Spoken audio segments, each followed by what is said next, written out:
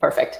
Okay, so today we are exploring the power of rebranding, or really just branding in general. So a quick outline of the presentation. So our objective here today is really to look at all of the kind of business challenges prompt a rebranding effort, as well as the opportunities that can arise.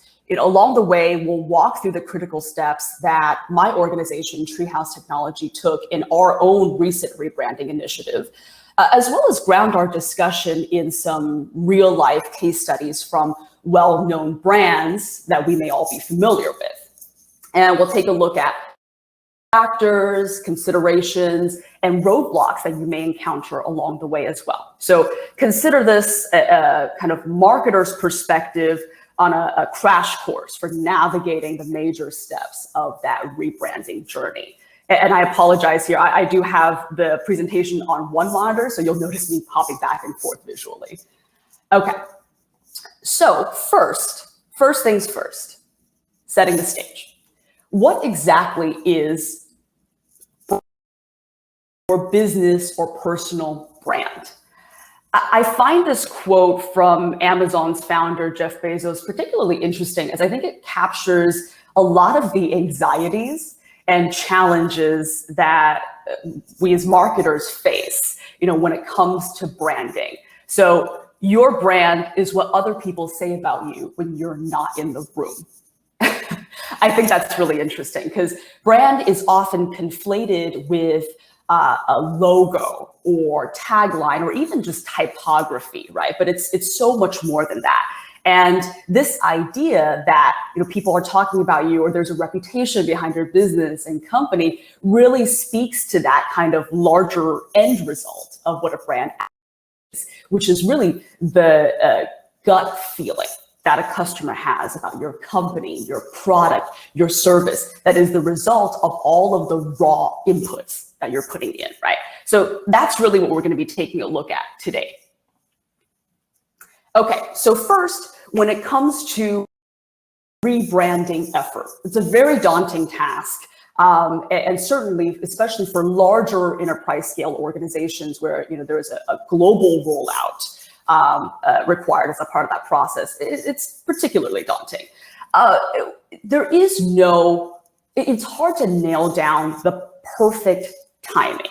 At the end of the day, there is no perfect formula or perfect checklist that you can follow, but there are common signs of need and indicators of readiness. Now, the sources of these needs could be external or they could be internally driven. So on the external side, your company may be expecting or have recently completed a merger or acquisition. The company may have or be experiencing a shift in the demographics, right? Where your past assumption about who your users are, who is consuming your product, who is a user of your service no longer holds true, and your product or your message from the original audience. Lastly, on the kind of more externally driven side, you may also be facing challenges in the market, mounting competitive threats or even dips in sales or market share that is a result of some external market forces that are taking place. Or you may just be looking at a slew of really bad PR, in which case those kinds of reputational challenges can certainly prompt a rebrand as well. Now, I feel like fair warning here, it's not a cure-all, right? A rebranding, if you are experiencing business challenges, a rebranding can certainly address that in part, but in no way is it going to be kind of a cure-all for your needs, right? For all of the challenges you may be experiencing. So shifting gears to take a look at the internal side. So changes in leadership, changes in business focus can certainly prompt or you may be looking at achieving or attaining a certain company milestone. If your company has hit a fundraising goal, say you are a startup securing your Series C, Series D, and you are at that stage of maturity, right? Where you need to evolve and grow the brand, that can certainly prompt a rebrand. And lastly, the launch of a new product or service. In our case, for Treehouse Technology Group, it was really a mix of kind of the company growth and product and services launch that we'll dive into in just a moment here in more detail. And last thing I'll add there too, there may be external kind of factors that can be a through line across different types of indicators, like changing trends or taste changes with your consumer, where you need to make changes to stay relevant. And we'll take a look at a couple of relevant industry examples here that I think really encapsulate a couple of these different types of indicators. So for PricewaterhouseCoopers, what we know now as PwC, back in 1998, when Pricewaterhouse and Coopers and Lybrand, these two accounting giants that had been around since the 1800s, decided to merge, through this kind of new entity that was created, became PricewaterhouseCoopers, which definitely has me feeling really bad for Lybrand. So in 1998, when this new entity was formed, out of the necessity of kind of addressing the needs of this, they set out to create this new logo, new branding. And then 12 years later, with, as I mentioned before, kind of changing tastes, changing trends, they once again rebranded into what we know now as PwC, with a far cleaner, more modern type of aesthetic. Okay, so an example a little bit closer to home, I think, for all of us here. Full disclosure, I am not a New England native, but I am appreciating learning about the Dunkin' Donuts or Dunkin' culture, and I guess mythos that's present in the area, and I'm learning. So in the case of Dunkin' Donuts, this brand that had been around since the 1950s, right? You can see here they went through quite a few rebranding iterations, but it's from the 1950s to adopting a kind of 60s more kind of clean mod type of aesthetic, to some variation of this brand that we know well and love from the 1970s onward, to now in 2019 they actually scrapped the donuts part of the name and are just Dunkin'. And this is really kind of addressing a repositioning, right? They are shifting focus and tapping into the popularity of some of their other offerings, such as coffee, hot sandwiches. In some cases, taking a kind of beverage first, coffee first kind of approach, and is more lucrative for them. So it can also, this example also demonstrates that a rebranding effort can be undertaken with minimal updates to the name and logo. So it's not always a big overhaul. So in the case of Treehouse Technology Group, TTG, our old branding had served us well since our founding in 2014. But we found ourselves at this really interesting critical juncture, right? Where last year in 2020, we had launched our own proprietary data analytics platform, which you can see here on the right, called Inside Out. And the business was maturing, right? And we had internally taken many pivots and shifts in the business. We started our life originally as just a consulting services organization, more focused on front-end applications development, before kind of shifting more to third-party deployment as a partner for brands like Looker, to where we are now, where we're offering data development-driven consulting services, as well as our own ready-to-run SaaS offering, right? So I think the storytelling that was being done, it was really happening effectively at the individual or account. Through sales, through technical project manager, we were communicating the full depth of what we were able to do. But that wasn't necessarily getting pulled up at the company-wide level, where even visually we're able to kind of communicate the complexity, the sophistication of our brand as a fast-growing, quickly maturing brand, catering products and services to an enterprise-level clientele. And really, that was the challenge that kind of stood before us, as you can see laid out here, where we had to re-architect our brand to be able to really speak to that company positioning and standing, right? So the main challenges you can kind of see as being categorized into 3 buckets. So first, on the messaging side, since we were a company that had services as well as a product arm, we had to make sure there was cohesion here. Overall, this outdated visuals, branding, and certainly the logo as well, that needed some updating to reflect that elevated brand, as I mentioned. And lastly, a brand story, right? A simple narrative that would allow us to create the emphasis on the value that we were bringing to our customers versus our, say, technical capabilities. So that was really the kind of challenge that stood before us.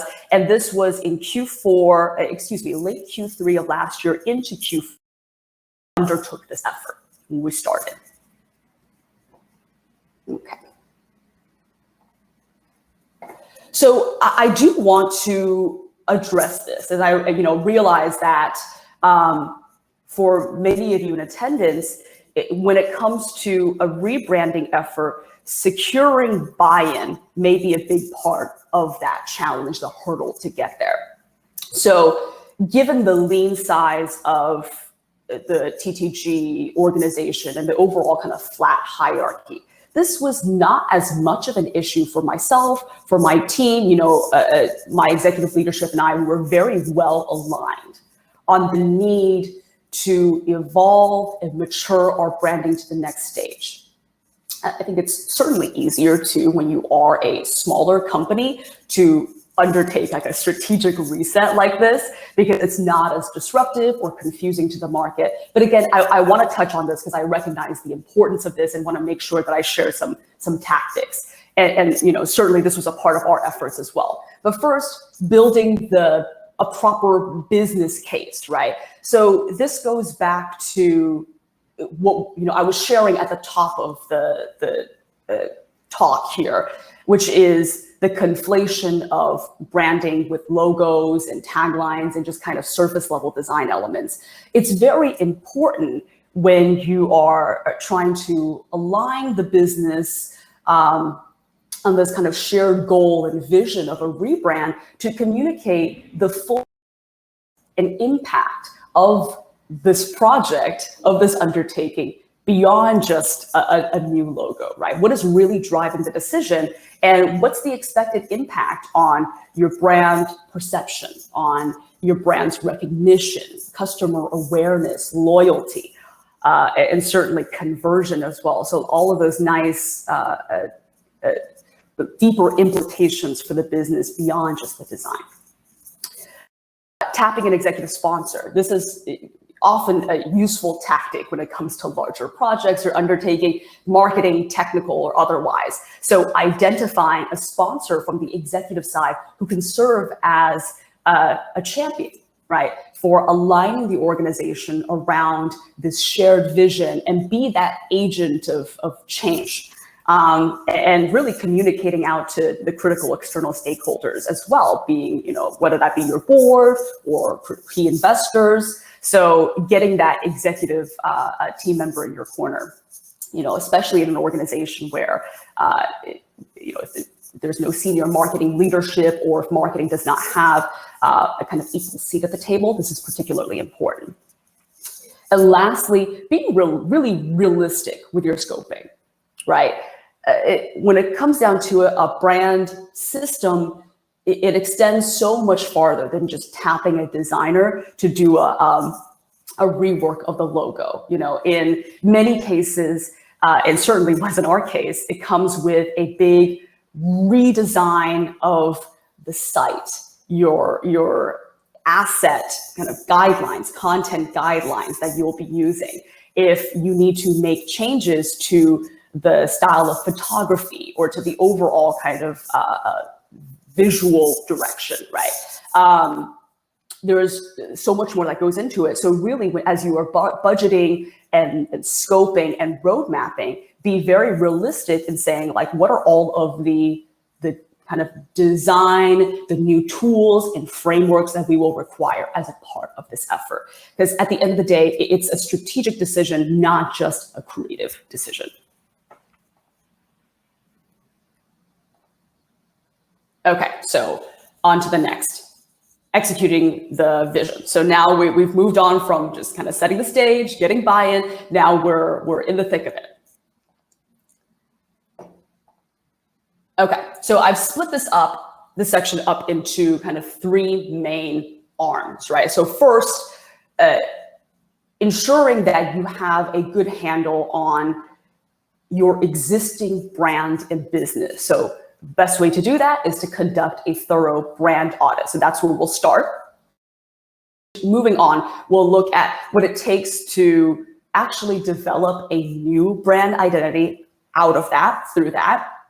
And then lastly, we'll take a look at the actual kind of designing and testing process that's required for before a full kind of rollout and implementation.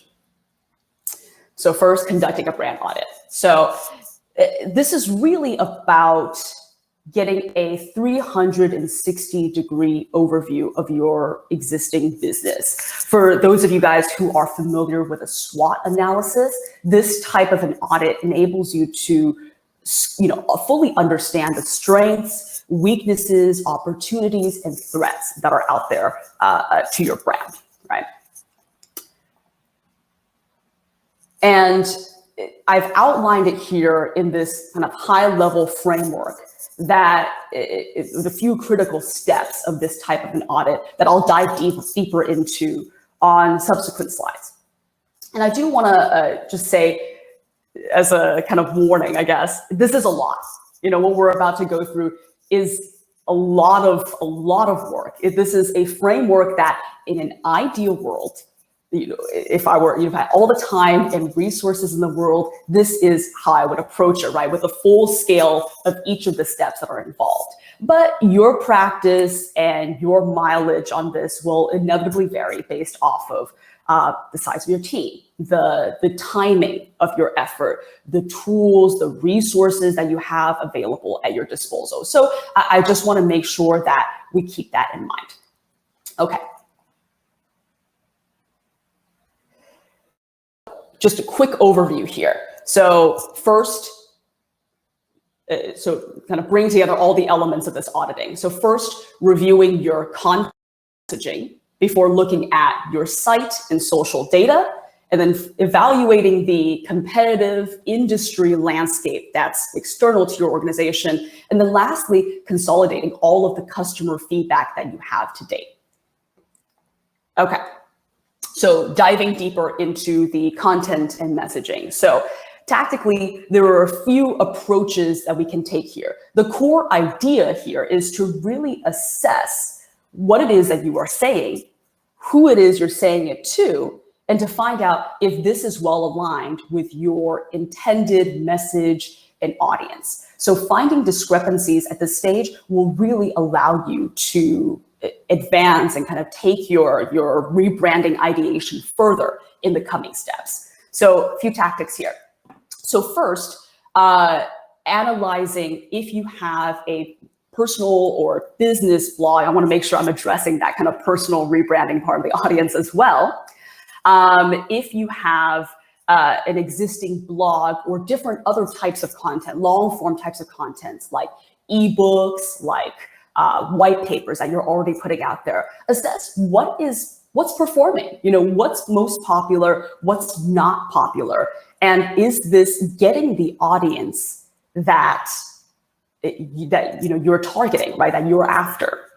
And also, importantly, are these visitors, the people who are looking at the blogs, downloading the content, are they converting? Okay, keyword analysis. This is particularly important with the continuing kind of rise and importance of SEO, search engine optimization. So taking a look at within your existing brand, within your existing site and content, which keywords you are ranking well for. A good place to start with this part of the exercise is Google Search Console. There are lots of great paid tools out there like SEMrush, Ahrefs that we'll actually discuss further in the next step as well. But Google Search Console, which is a free tool available through Google's extensive suite of marketing offerings, is a really good starting point at taking a look at where your current standing is, and if you are ranking for the things that you think you're ranking for, and to do a reassess there. And lastly, on the messaging side, take a close look at your top sales and marketing collateral. So this could be brochures, your sales deck, any materials really that you guys your team is leveraging as a part of your sales and marketing efforts, to see if there is consistency and cohesion in the core messaging. Again, the goal here is to see what it is that you are saying and who it is you're saying it to. Okay. Next, assessing your site and social data.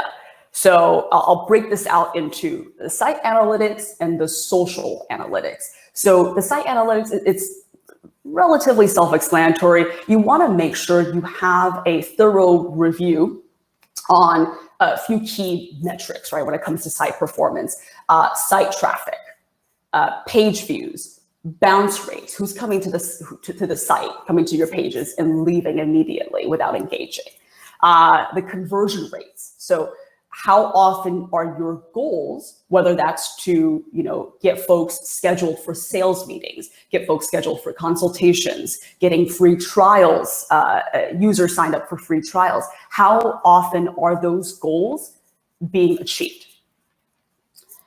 And then onto the social media side. So your target audience may not be the ones who are engaging through your social channels. And this is something that's worth digging into, that not everyone knows that platforms like LinkedIn and Facebook, so regardless if you're B2B or B2C, actually offer really valuable and in-depth analytics that you can dig into. Of course, they're always collecting data on all of us, so this is not very surprising. But if you have, say, a LinkedIn business page, you can actually navigate to the analytics portion of it, makeup of that audience is, the demographics in terms of where these users are coming from. In the case of LinkedIn, because they do such wonderful in-depth B2B segmentation, also see functionally what line of business are these visitors in. Are they on the marketing side of the house? Are they more on the tech and dev side? Other kind of nice details about that kind of user, that business user profile. And same thing with Facebook. You can, because they have, in the case of Facebook, really interesting kind of demographics on people's interests, age groups and things like that. You can really dig in to see what is most valuable for your business and see if you are attracting the right audience. Challenging some of your existing assumptions about who is accessing your information, who is getting value out of it. Okay. So next, and this is really critical here. So evaluating the competitive and industry landscape. You want to make sure that you are staying relevant, right? That you are seeing kind of where you are overlapping, outperforming, underperforming when it comes to your competitors and that overall industry standards. A good starting point here is with an assessment of industry trends and overall kind of your brand's relevancy and keeping up with them.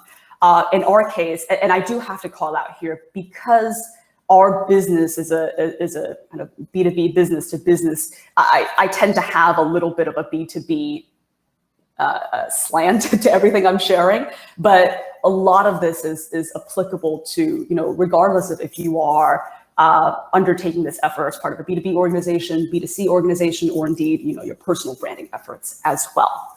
But in the case of, for us, analyst write-ups, so organizations such as Gartner or Forrester are a really good starting point for gauging the industry trends, as well as getting kind of that very, very high level consumer sentiments, right? Like Gartner publishes their annual Magic Quadrant for a particular space. In our case, for BI and analytics, they have their yearly rundown of who the top players are, where the industry is moving, what are favoring, and what's falling out of favor. So that's a great avenue for B2B businesses. Staying up to date as well on just industry reports and publications. No doubt that regardless if you are in retail, whether you are in tech, there are major publications that really kind of set the conversation and is the part of the center of that sphere of influence within your industry. Knowing and finding those publications and seeing what the chatter is with some of the major news pieces and developments that are happening is really important. It's an important part of that. Next is the competitor analysis. So assessing how your competitors' brands are performing, right? Especially in relation to yours. Are they adopting any kind of strategic partnerships? Are people engaging with their brand in a way that they're not with yours? And I mentioned these two platforms before, but online visibility platforms. So SEMrush, Ahrefs, and Alexa as well are a really great source. And these are paid platforms, I do want to say, but they are a really great source of marketing-driven data that can really help you along the way as you are researching your competitors and monitoring that kind of niche in your market that you reside in. So using these tools and seeing like where the overlaps in keywords and performance are with your competitors, as well as where you are ranking, right? Or where your competitors are ranking and you aren't, more importantly. Sales data. So analyzing your existing sales for trends, for irregularities, to get a sense of your overall brand health and performance, right? Really take an in-depth look at your customers' kind of buying patterns and their response to your brand. This will give you a sense of kind of where to redirect focus as you're undertaking the rebranding effort. Okay, lastly, and very, very importantly, making sure that you are taking a close look at customer feedback. So there are a few ways to go about this. And I do want to say here that there are, as the saying goes, there are many ways to skin the cat. These are just tactics that you can consider, but there are certainly other ways, especially if you have, a business model or kind of interesting things that your organization may be doing to collect feedback that's not being addressed here. Certainly consider that. But a few of the kind of main avenues that you can take here, marketing interviews. This is something that I'm certainly pushing for within my team and organization. So, but as part of a rebrand, especially important. So, scheduling an in-depth conversation with customers, with prospects, if you can get it. That's really good feedback, especially, and really kind of through these conversations, getting a sense of that perception. The positive, negative associations, the drivers and detractors that motivate, customer or prospect action or inaction. And what is useful here to make the most of those conversations is to really develop a thorough framework that you can repeat with each of these conversations to ensure that there is standardization, across the board. So if you are, let's say you're a services business where you want to make sure that with customer or prospect you are speaking to as a part of these marketing interviews, you are asking about the implementation and deployment journey.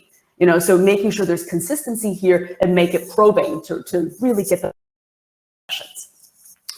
Alternately, or in kind of conjunction, you can take a look at gathering a focus group as well. Current users of your biggest supporters or your not so biggest supporters, and those can these types of group feedback, where maybe because it's less of a one-on-one conversation, there's they can feel the need to be more, they can feel free to be more honest, or really kind of reveal some of those hidden under the hood types of perceptions of the brand. I note here, you can look at external focus groups as well as internal focus groups. Your sales team can really provide a wealth of customer feedback and input that is potentially really, really valuable, in looking at what you're doing right, what you're doing wrong, and what makes sense in terms of that repositioning, that strategic reset. And lastly, something to consider is collecting feedback, satisfaction from any existing customer surveys, from product reviews, Yelp reviews, any really reviews from any source that you can leverage as a part of this consolidation and review effort. Okay.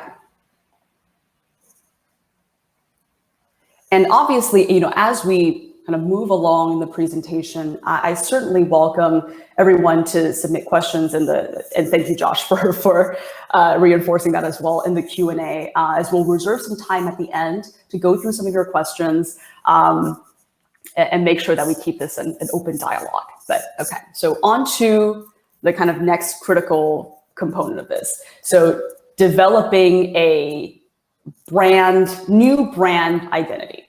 So in this section, we'll focus on a few exercises that you can do as a team or as individuals to really break through and define that new brand identity, right? As I mentioned before, there are many, many ways to go about this to achieve your desired outcomes. But the core here,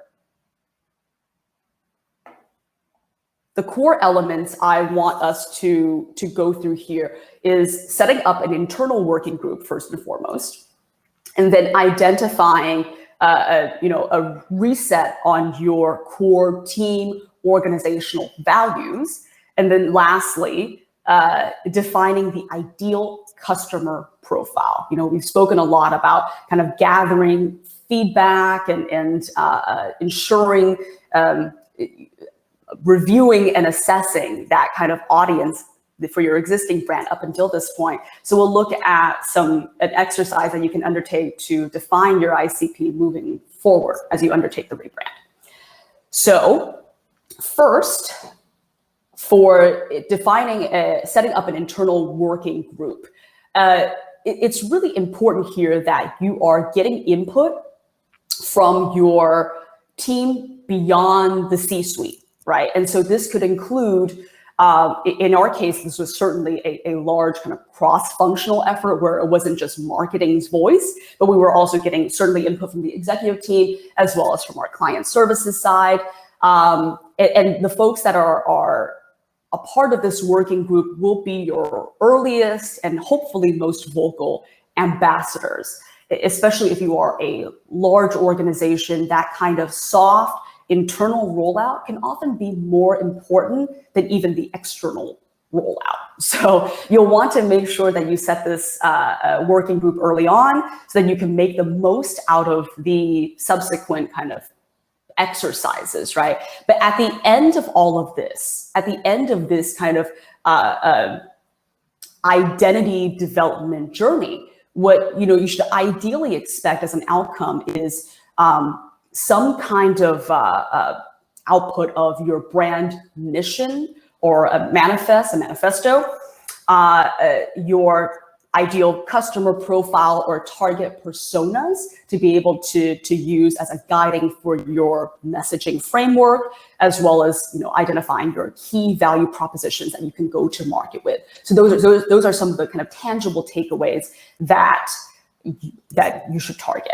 And I want to be mindful of time here because, again, I want to save some time for the Q&A. So I think I have about 10 to 15 more minutes here to go slides. I think I was very ambitious with all the content that we put through here. So I'll try to get through the rest of this as quickly as possible.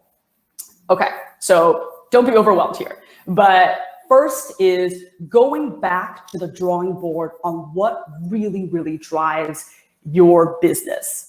I wanted to share here this is not like a comprehensive list by any means, but this was a starting point for my organization where I rallied my internal working group to sit down across a few working sessions to look at and reassess what really drives us, right? What really drives our team.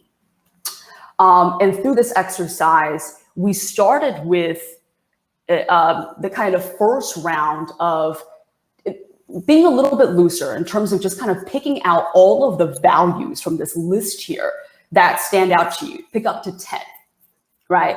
And you can see here, they really speak to the kinds of different orientation that you as an organization or you as an individual can take. Whether you are an organization that really, really values creativity, collaboration, or if you are, in the case of a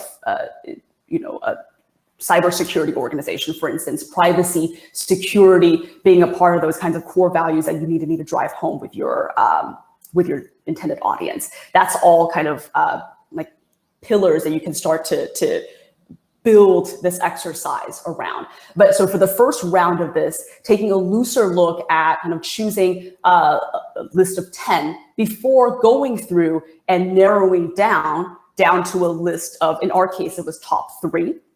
Maybe you can do top 5. Please tailor these types of exercises to what works best with your organization. This is by no means exhaustive, as I mentioned, but so you're certainly free and welcome to add your own. And I do have, as a part of the resources section that I will share at the end, a virtual version of this exercise, courtesy of my fellow committee member, Katie, that you can take home and try to do yourself, where you can actually click through and interact with it. So as you are going through this exercise for yourself, with your team, really reflect upon the feelings that come up as you are identifying the values for your longer first pass list and for your short list. How does your energy shift when you are looking at one particular value over the other? What are your teams or your personal beliefs that really support these values? What are the stories that you can tell behind them that drive them, right? And lastly, what action moving forward do you wish to take to support these values? So all things to kind of consider as a part of this larger exercise. And I, again, welcome kind of Q&A here on the specifics of how we went through this, but I want to make sure that we save time. Quick case study here. Airbnb is an example of a company that did this kind of value exercise, in my opinion, really, really well, right? Obviously, they started life as a small, scrappy startup, Air Bed and Breakfast, that's catering to the couch surfing crowd, those who are looking for just a pad to crash as they're traveling. But as they evolve, they realize the kinds of value, the true value of their brand as an experiential kind of service, right? Really experiencing the city that you are in, that you're traveling to as a local. So when they undertook their rebranding, they really went back to the drawing board and looked at all of the, and looked at all of the kinds of critical elements that make up their brand, right? The people, the places, the moments, and they came up with this, what they actually have a name for this, called a BELO, a belonging, for their logo that they've now used and kind of in a very versatile fashion across their assets, across their properties, offices. I think it's in this case, very, very well done on their part. Okay, next, quick look at the ideal customer profile definition. So this is an illustration of an exercise that, again, my organization, myself, that we undertook. A customer value matrix, we call it. So I try to make this so it's kind of consumable or usable across a variety of places, but essentially laying it all out on a grid like this, where you have your target firmographics if you're going after target businesses, or demographics if you have specific types of user profiles that you're going after, and laying it out here along with all of the kinds of pain points, value propositions, and messaging that this intended target company profile or user profile can expect to leverage with this target company or target user profile. So laying out very, very clearly in a grid to see what are the kinds of users, of companies that we're going after. So I'll just make this example a little bit realer. In our case, we had a few types of companies that we knew we were targeting. For instance, private equity firms, portfolio companies that we laid out as a part of this access. And then we further laid it out in terms of the business functions that we were most interested in targeting. So finance, operational, and then breaking that down further into their executive team, end users, and then within those user types, laying it out by pain point, value propositions, messaging. Thank you, Heather. This is a good way to really, as I mentioned, lay it all out on the table to see where your shortfalls are, right? Based off of the intended audience that you've have built out here along with the help of your team.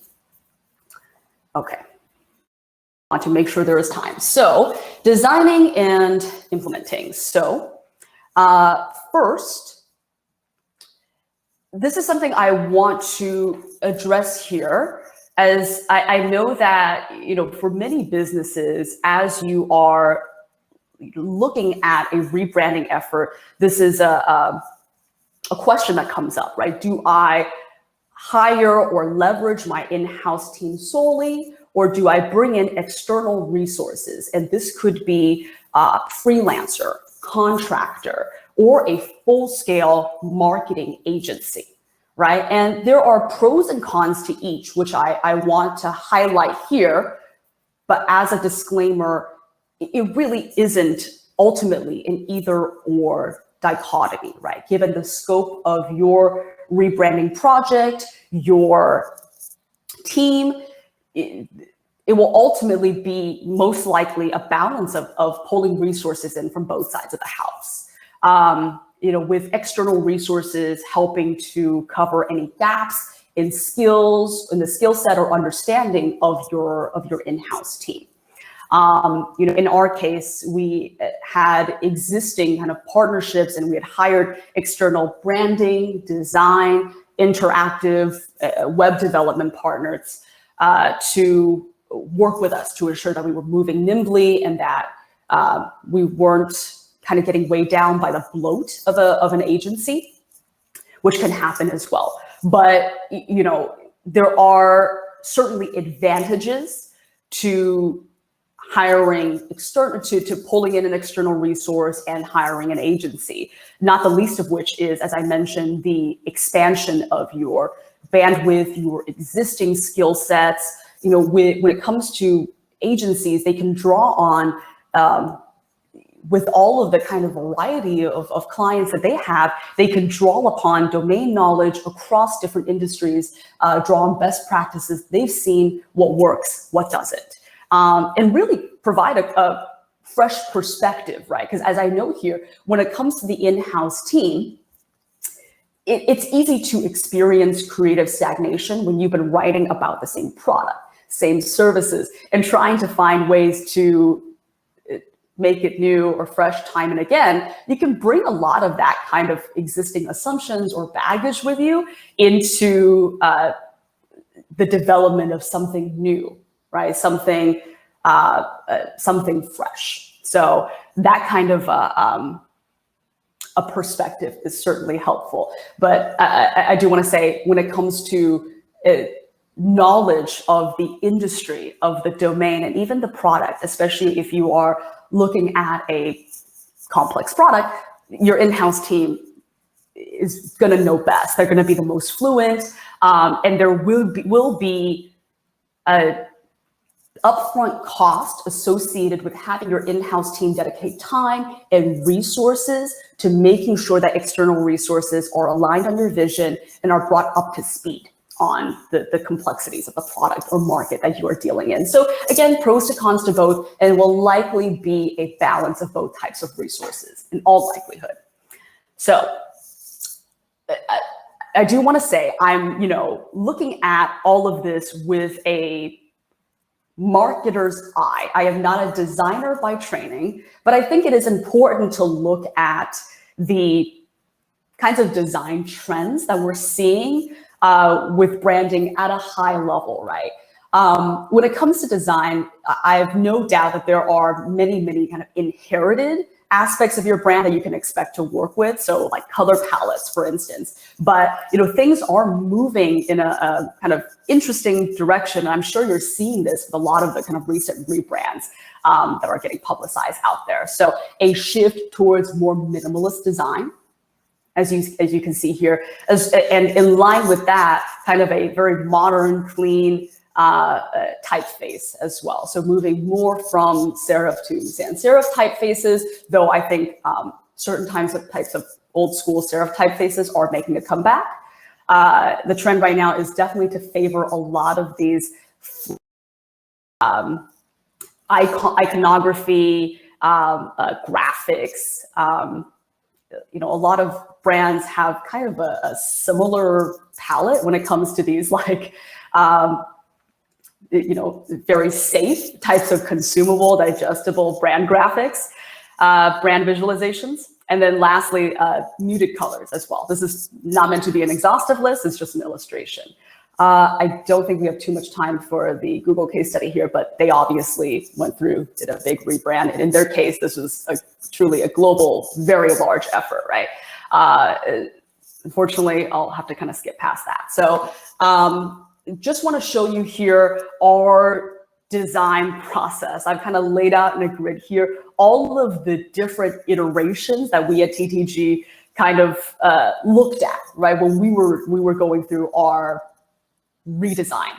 There are, when it came to our old brand, it really was not capturing a lot of the kinds of technology and human elements that really make up who we are, right? So as we were, as a team, kind of at the drawing board, figuring out like our direction forward, we looked at a number of different avenues to take.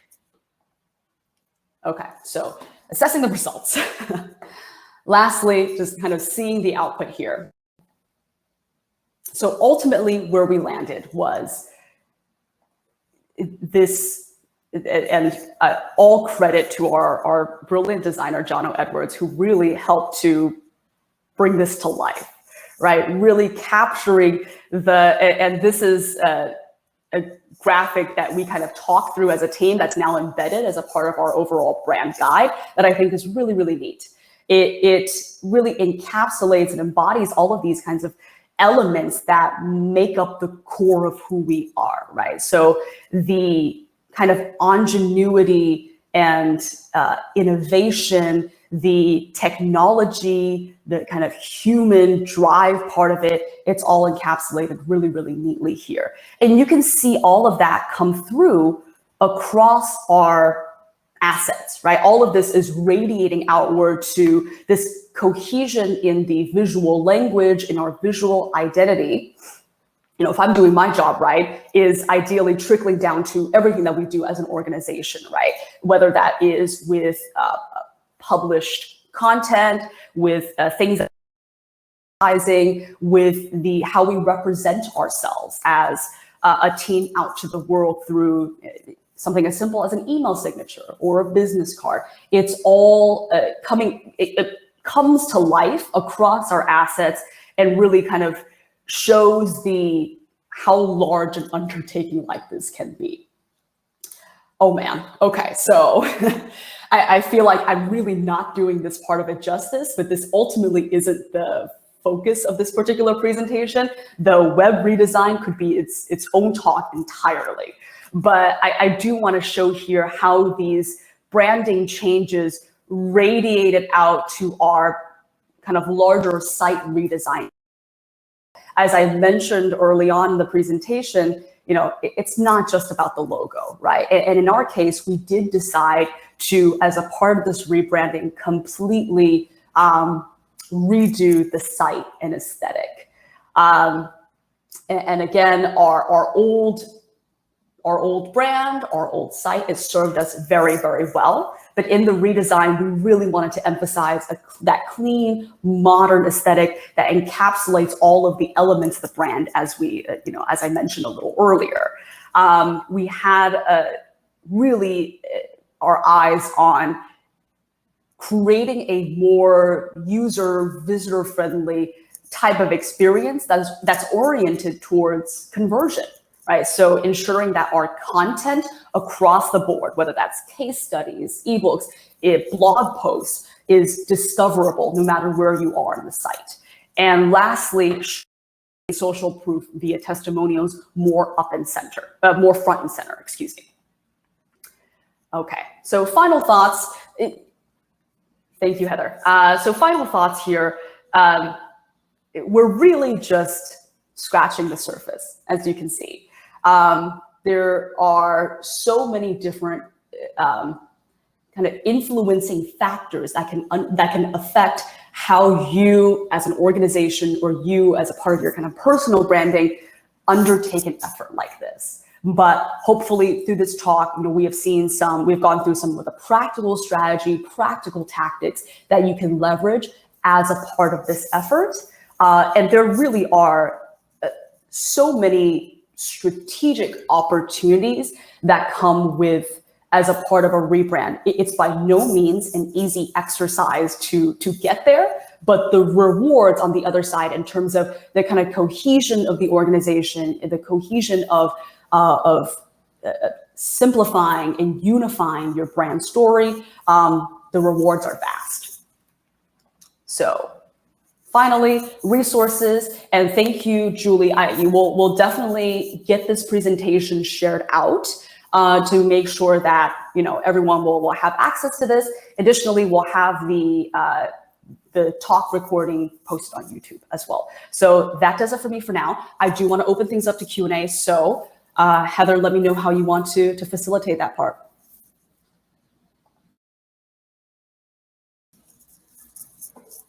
Heather, you are on mute.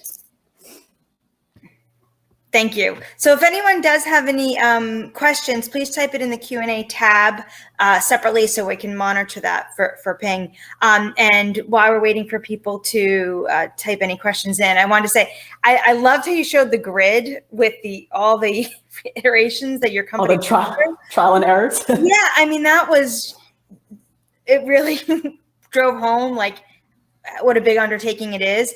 And then your final brand, I mean, I love how you took the core elements of the tree and the brain and the tech and put it into the logo. That was just Loved it. So I just want to make that comment. Thank Much you so appreciated, much. Heather. Thank you so much. Yeah, Jane. Yeah, the great layout and the process of the slides. I agree with you, Jane.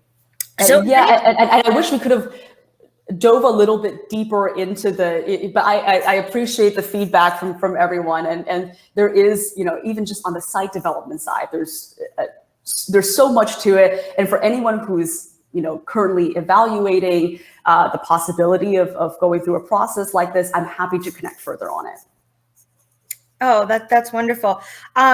Yeah, and maybe we even consider, like you mentioned, the whole redesign of a website. Maybe that's even a topic we have in another, at another breakfast, because like you said, there's so much to get into, and we only have so much time, right, to cover it all. And Valerie, thank you for the comment that, because Valerie had mentioned, we were talking in the beginning how she's actually going through a rebranding, and yeah, and there was actually a couple other people said that they were as well. And so thank you for pointing out some of the processes for them, because they were actually taking copious notes for their during the presentations. Wonderful. No, I'm so glad to hear. And, for Valerie and anyone else who, again, please connect with me afterwards. I'm happy to chat and share any learnings from our journey with you. So. And Julie says, can you suggest some resources to look to for website feedback, in particular for a newly overhauled website? She said that they did ours internally and they'd like some external feedback. Yeah, absolutely. There are actually really great tools that you can, adopt as a part of this kind of website user testing. This is like even just beyond the scope of immediate testing. You can use a platform like Hotjar or Kissmetric as another one. In the case of Hotjar, you can actually get it set up to where you have a heat map of your site to see where people are hovering, where they're spending time, and kind of understand, because people kind of use their mouse as like a guide, right, to where they're focusing, where they're looking. So you can use that kind of tool to see where people are engaging, not engaging, and you can get session recordings as well from folks who are navigating on your site. So hopefully that's, Julie, the type of site feedback that you're looking for. If there's something else that you're thinking of more specifically, I'm happy to see if I can provide feedback there. And on that note, we only have 3 minutes left, so I'm sure there's more questions. And I want to apologize to everybody for the tech glitch in the beginning. So we've all learned through this whole pandemic to have patience and kindness. So I appreciate you for not holding that against me with the tech glitch. I've done this every month, and sometimes it's just funky. So what I would like to do, if make one point. This is recorded, as I put in the chat. This will be on the Tech Alliance's YouTube channel whenever the Alliance gets to putting that up, usually within a few days. So check back, it'll be there. We're keeping the room open for 30 more minutes from 9 to 9:30 to allow for networking and any other questions you may have. I'll look for Ping. I think she might be at table 6, but look for her face out there, and you can find her over there. And if you have another minute, everybody, I'd like to go back to a couple of the slides and share my screen and talk about next month and a couple of the things that you didn't apparently, because I was very witty in the beginning, I must say. No, I'm just kidding. But I was going on talking and talking and talking, and nobody could hear or see me. So thank you so much, Ping. Thank you, Heather. Really appreciate it.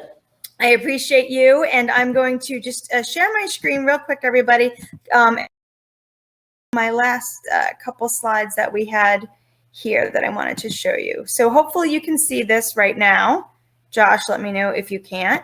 And what I was saying in the beginning, you could check out other events on the Tech Alliance page, their calendar. Please share out today's topic with Ping on Twitter, LinkedIn, and Facebook. Like I said, the recording will be on YouTube.